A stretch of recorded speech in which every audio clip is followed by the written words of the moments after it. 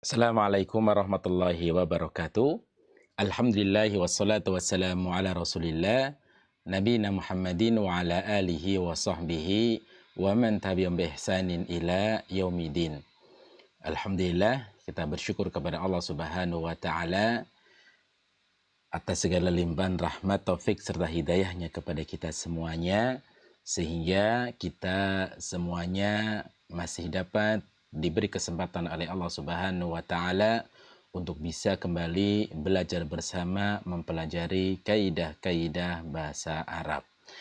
Taib, pada pertemuan kali ini kita akan melanjutkan pembahasan kita pada khobar kana isim yang dinasab pada kaidah yang ketiga dari kitab panduan Mulakhas Qawaidil Lughah Al-Arabiyyah pada halaman yang ke-61.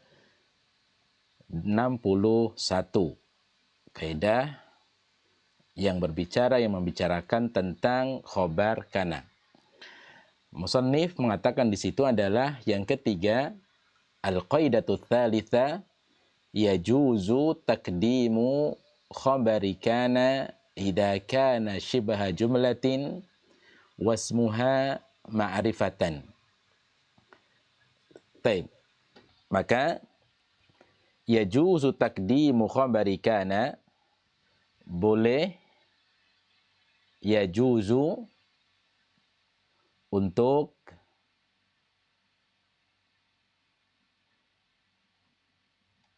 yajuzu taqdimu khabari kana idza kana sibha jumlatin wasmuha ma'rifatan.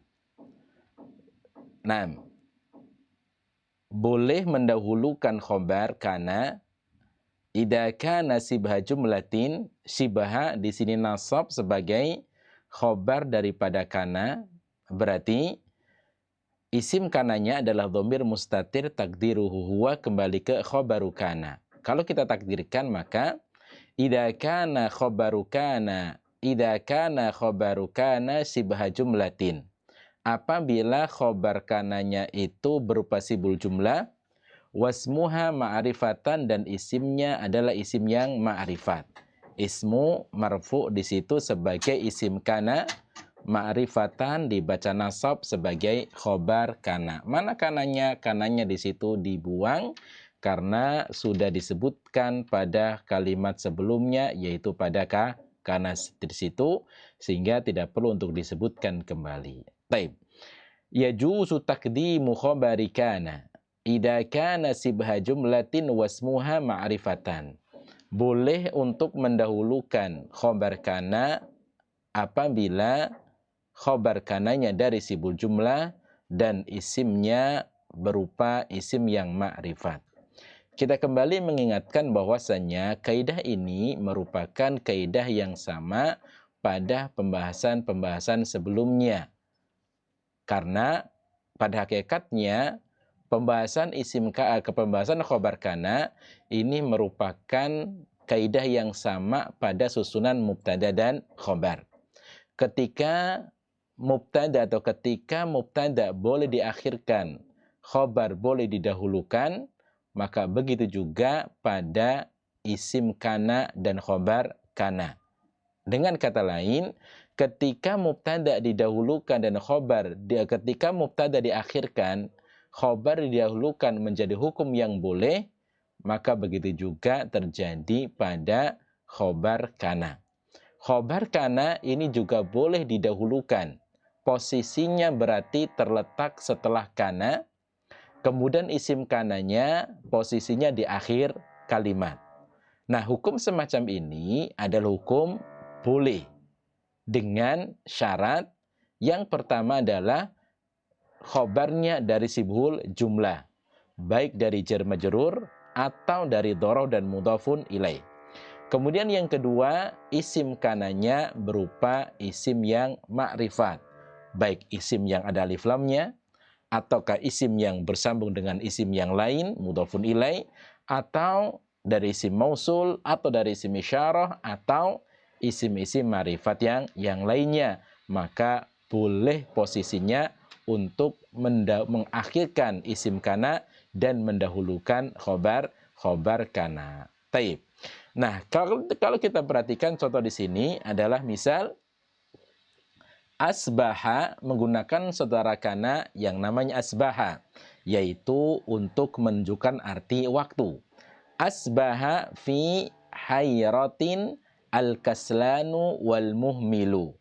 Nah, di sini fi hayratin, kata fi hayratin bentuk sibhul jumlah dari susunan jar dan majrur. Kemudian al-kaslanu di sini isimnya asbaha, bentuk isim yang marifat karena ada alif lamnya. Nah, kondisi semacam ini keberadaannya boleh khobar kana didahulukan dan isim kana diakhirkan. Karena sekarang kita pembahasannya adalah khobar kana, berarti fi hayratin inilah yang menjadi khobar asbaha yang didahulukan. Karena dia berkedudukan sebagai khobar kana adalah isim yang dinasab, maka dia menempati tempat isim yang dinasab dengan i'rab fi mahalli nasbin. Fi hayratin sibhu jumlatin fi mahalli nasbin khobar asbaha. Orang yang malas dan nganggur menjadi bingung. Taib. Maka fi hayratin jarun wa majrurun. Fi hayratin di sini jar majrur berarti sibul jumlah. Khobaru kana muqaddamun, khobar kana yang didahulukan. Berarti i'rabnya di situ adalah fi mahalli nasbin. Al-kaslanu ismu asbaha muakhar. Al-kaslanu di situ adalah isim asbaha yang diakhirkan. Isim asbaha yang diakhirkan. Taib. Kalau kita buat contoh yang lainnya, kalau kita ingin membuat contoh yang lainnya di sini adalah misal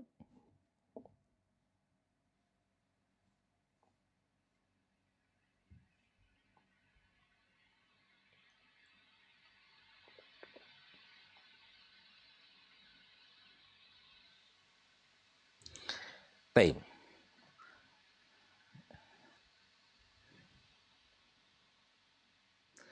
Nah di sini ada kalimat, ada contoh laisa fil hakibati, laisa fil hakibati al kutubu. Laisa fil hakibati al kutubu. Fil hakibati sibhul jumlah. Fil hakiba sibhul jumlah dari jar majrur. Fi mahalli nasbin khobar laisa. Karena laisa ini adalah saudara kana yang berfungsi untuk peniadaan.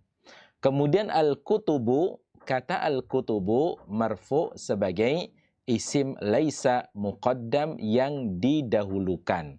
Nah, posisi keberadaan khobar laisa didahulukan daripada isimnya, maka hukum semacam ini hukum yang boleh karena isimnya adalah isim yang ma'rifat dan khobar dari sibhul jumlah. Khobar dari sibhul jumlah. Taib. Atau contoh yang lainnya,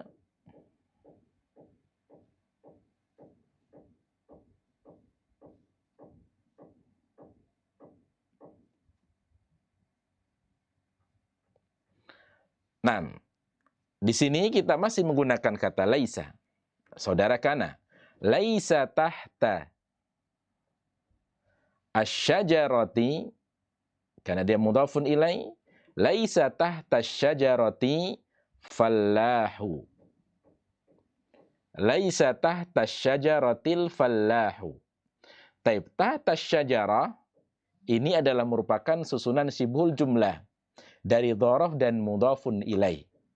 Kemudian al-fallahu ini isim yang ma'rifat. Maka keberadaan tahta syajarah sibhul jumlah fi mahalli nasbin khobar laisa. Al-fallahu marfu sebagai isimnya laisa yang didahulukan. Peletakan semacam ini adalah posisinya tahta syajarah, didahulukan khobar laisa daripada al-fallahu isim laisa, maka hukum yang boleh karena tahta syajarah sibul jumlah dan al-fallahu bentuk isim yang ma'rifat dengan kaidah yajuzu takdimu khobari kana idza kana al-khobaru sibaha jumlatin wa kana ismuha ma'rifatan dan isimnya adalah isim yang ma'rifat. Petani itu tidaklah ada di atas di bawah pohon. Taib. Nah, jadi ini adalah pada kaidah yang keempat, yang ketiga. Taib. Kita lanjutkan pada kaidah yang berikutnya. Kita lanjutkan pada kaidah yang berikutnya adalah kita lanjutkan pada kaidah berikutnya, yajibu takdimu khabari kana. Yajibu takdimu khabari kana. Maka wajib untuk mendahulukan khabar kana. Yajibu takdimu khabari kana. Wajib untuk mendahulukan khobar kana. Sebentar.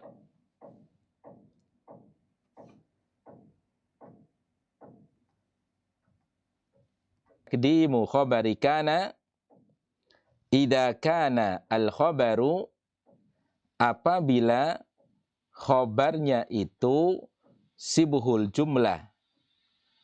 Apabila khobarnya di situ sibul jumlah, wasmuha dan isimnya adalah berupa isim yang nakirah.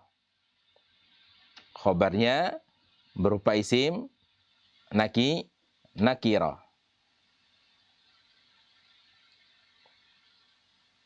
Sebentar. Yang keempat sekarang, yajibu takdimu khabari kana idza kana sibha jumlatin wasmuha nakiratan. Kaidah yang keempat adalah yajibu takdimu khabari kana. Wajib untuk mendahulukan khabar kana idza kana sibha jumlatin, apabila khabarnya sibul jumlah, wasmuha nakiratan dan isimnya adalah isim yang nakirah. Contoh di sini adalah kana fil kubi ma'un. Fil kubi khabaru kana muqaddam fi mahalli nasbin li'anna ismaha ma'un nakirah. Nah, di sini fil kubi, kata fil kub adalah berkedudukan sebagai khobar kana yang didahulukan, ma'un isim kana yang diakhirkan. Susunan peletakan semacam ini adalah hukum yang wajib karena isim kana berupa isim yang nakirah dan khobar kana berupa khobar yang sibhul jumlah, baik dari dhar dan mudhafun ilaih ataupun dari jar dan majrur. Maka ini adalah sama sebagaimana kaidah-kaidah sebelumnya. Baik, sekarang kita lanjutkan. Al-qaidatul khamisah, kaidah yang kelima. Kaidah yang kelima. Katsiran ma tuhdafu kana ma ismiha wa yabqa khabaruha wa dzalika ba'da in walau. Kebanyakan ma tuhdafu kana, kebanyakan kana dibuang, ma ismiha beserta isimnya, wa yabqa khabaruha dan tinggal khobarnya saja. Wadzalika ba'da in. Yang demikian itu jika terletak setelah in, walau, dan setelah lau. Misal, qad qila ma qila in sidqan wa in kadhiban. Wa takdir in kana al-maqulu sidqan wa in kana al-maqulu kadhiban. Contoh yang kedua, uridu minka walau kalimatan wahidatan. Wa takdir walau kana ar-raddu kalimatan wahidatan. Taib. Kaidah yang kelima ini menerangkan kepada kita bahwa pada penyusunan sebuah kalimat pada asalnya kana itu ada isimnya dan ada khobarnya. Ini adalah pada asal penyusunan sebuah kata, sebuah kalimat. Jika ada kana, maka di situ ada isim kana dan ada khobar kana. Ini penyusunan awal. Asal dari susunan sebuah kalimat. Nah, terkadang kita akan mendapati ada isim yang dinasab. Isim nasab ini berkedudukan sebagai khobar kana, akan tetapi pada susunan kalimat itu kita tidak mendapati isim kana dan juga kana. Tapi dia berkedudukan sebagai khobar kana.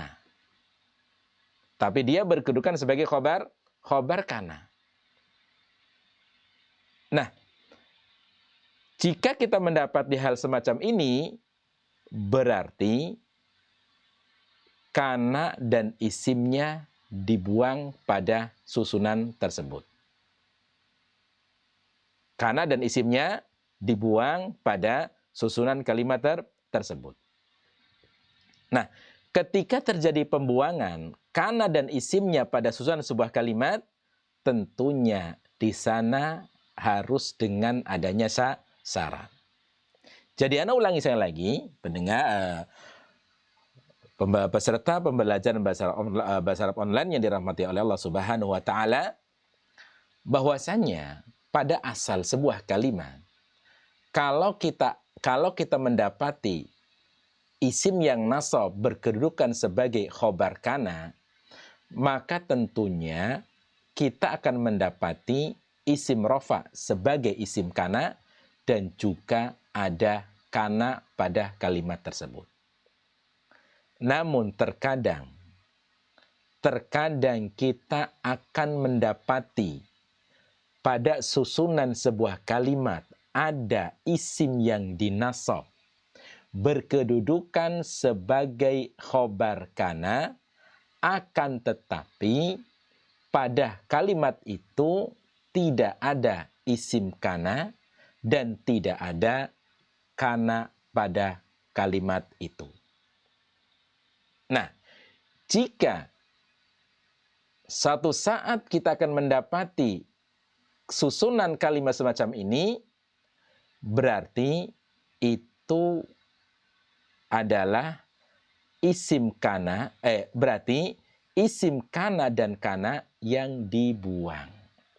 Isim kana dan kana yang dibuang. Nah, ketika terjadi pembuangan pada kana dan isimnya hanya tinggal khobar kana saja dalam keadaan nasab pada susunan sebuah kalimat, berarti di situ harus adanya syarat. Kenapa? Karena asalnya tidak ada pembuangan. Terjadi pembuangan sebuah kata dalam susunan kalimat berarti dengan adanya syarat. Apa syaratnya? Syaratnya di situ adalah jika jika terletak setelah in atau terletak setelah lau. Maka dari sini bisa kita simpulkan, jika ada isim nasab terletak setelah in, maka sudah dipastikan bahwa isim yang nasab setelah in ini berkedudukan sebagai khobar kana dari isim kana dan kana yang dibuang. Dari isim kana dan kana yang dibuang. Jika tidak ada in, jika tidak terletak setelah in atau tidak terletak setelah lau, tidak boleh dibuang kana beserta isimnya. Nah, jadi seperti itu. Maka inilah yang harus kita ketahui di saat kita mendapati ada isim nasab nakirah yang terletak setelah in. Nah, tentunya di sana ada ketentuan-ketentuan yang berlaku ketika ingin membuang kana beserta isimnya. Sekarang kita akan membicarakan tentang pembuangan kana dan isim kana. Yang tadi sudah kita sebutkan bahwa kana dan isim kana boleh dibuang dengan syarat satu terletak setelah in. Kita berikan syaratnya.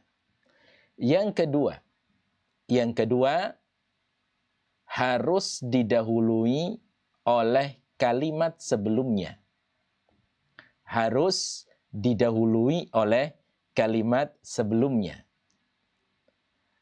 Kemudian yang ketiga, ini berlaku untuk kana saja dan tidak berlaku untuk saudara-saudaranya. Kemudian yang keempat, bahwa kana berlaku hanya pada fi'il madhi. Kana hanya berlaku pada fi'il madhi.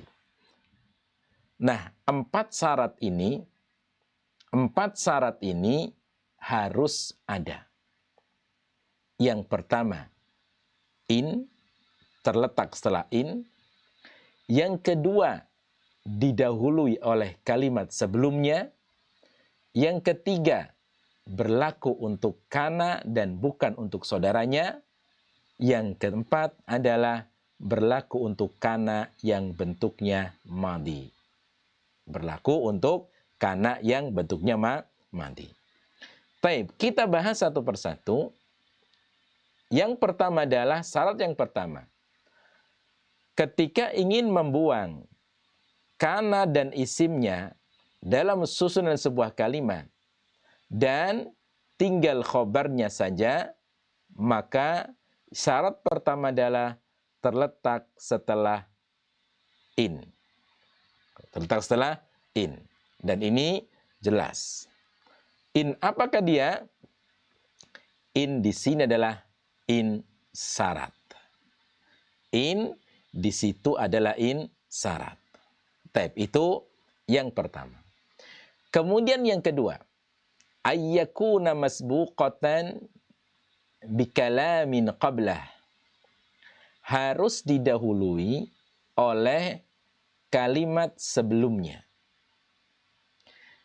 Kenapa harus didahului oleh kalimat sebelumnya?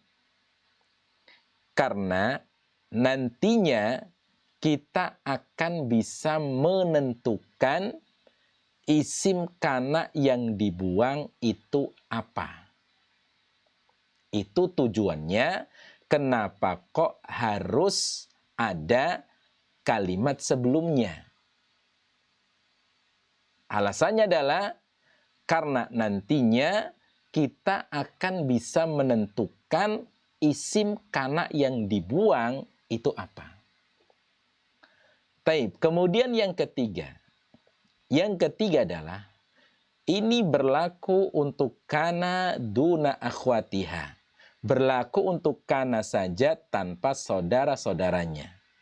Kenapa? Karena kalau seandainya nanti kita mentakdirkan memunculkan kembali kana yang dibuang, maka harus dari kana. Tidak boleh dari asbaha, tidak boleh laisa, tidak boleh dolla, tidak boleh mazala, dan tidak boleh soro, dan lain sebagainya.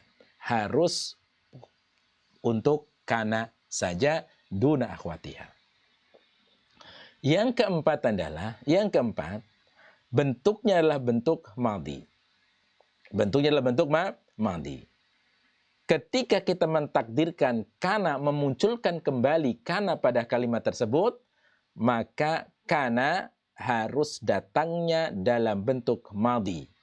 Tidak boleh kita memunculkan kembali menjadi fi'il mudhari yakunu, dan tidak boleh kita memunculkan kana tadi dengan bentuk fi'il amr menjadi kun. Tidak boleh.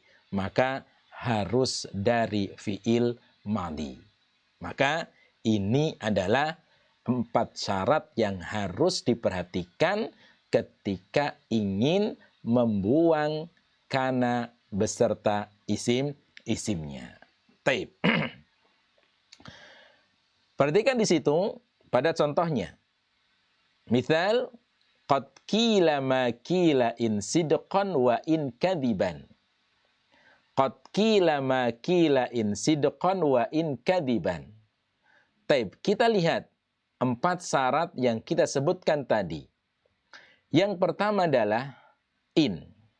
Jika kita mendapati isim yang dinasab yang terletak setelah in, berarti dia berkedudukan sebagai khobar kana. Sidqan nasab. Terletak setelah in, berarti berkedudukan sebagai khobar kana. Mana isim kananya dan kana? Kana beserta isimnya dibuang. Karena yang pertama, ada in di sini. Yang kedua, masbuqatan bikalamin qablaha. Sudah didahului oleh kalimat sebelumnya dalam penggunaan. Mana kalimat sebelumnya? Kalimat sebelumnya di sini ada qad qila ma qila. Ini kalimat sebelumnya. Taib. Kemudian kenapa kok harus didahului oleh kalimat sebelumnya? Karena nantinya kita akan bisa menentukan isim kana yang dibuang dari kalimat yang sebelumnya tadi. Kalimat sebelumnya itu berbicara tentang apa, maka itulah isim kana yang dibuang. Kemudian yang ketiga di situ adalah ini berlaku untuk kana saja tanpa saudaranya. Kalau dimunculkan, maka harus dari kana, bukan dari saudaranya. Kemudian yang keempat adalah bentuknya madhi. Kita lihat pentakdirannya. Wa takdir. Qad qila ma qila in kanal makulu. Di sini. In kanal makulu. Kana bentuknya madhi. Terletak setelah in. Dan ini berlaku untuk kana tanpa saudaranya. Kemudian al-makulu ini isim kana yang dibuang. Kenapa? Karena di sini adalah berbicara tentang berita atau ucapan. Qad qila ma qila. Sungguh telah tersebar berita tersebut. Sungguh telah tersebar pembicaraan tersebut. In kanal makulu sidqan fasidqun wa in kanal makulu kadiban kadibu fakadibun. Maka al-qaw'a sidqan inilah yang menjadi khabar kana, wa in kanal makulu kadiban fakadzibun, faqauluhu kadzibun. Maka al-makulu ini isim kana yang dibuang tadi, dan kadziban ini khobar kana wa in kadziban. Taib. Mana jawab syaratnya? Karena in di sini adalah alat syarat, maka jawab syaratnya adalah dibuang pada kalimat itu, karena mafhumul kalimat kita takdirkan fasidkun. Sehingga kalau kita munculkan kembali qad qila ma qila in kanal makulu sidqan fal qawlu sidqun fa in kanal qawlu kadziban fal qawlu kadzibun. Itu makna dari kalimat tersebut. Taib. Wallahu ta'ala alam. Ini yang bisa kita pelajari pada pertemuan kali ini. Semoga bisa difahami. Wassallallahu ala nabiyyina Muhammadin wa akhiru da'wana anil hamdulillahi rabbil alamin. Wassalamualaikum warahmatullahi wabarakatuh.